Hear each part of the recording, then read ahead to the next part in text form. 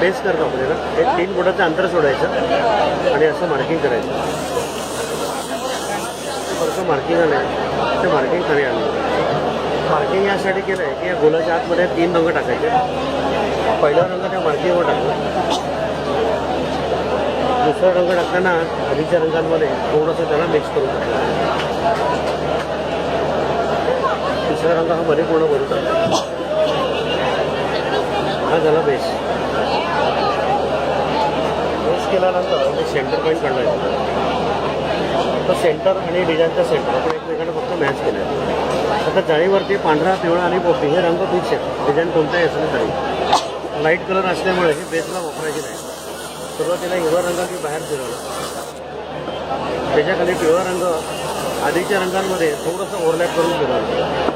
तसंच पांढरा पण पिवळ्यामध्ये ओव्हरलॅप करून फिरवलं. आता शेवटी पिवळा रंग पांढऱ्यात मिक्स करायचा आणि डिझाईन हळूहळू हे पूर्ण करायचं. ठीक आहे. आता जे रंग आपण खाली टाकले होते ना त्या रंगांवरती सगळं डिझाईन हे तयार होतं. ही पूर्ण प्रोसेस यात दिलेली आहे. रंग कोणती खाली टाकायचे आहेत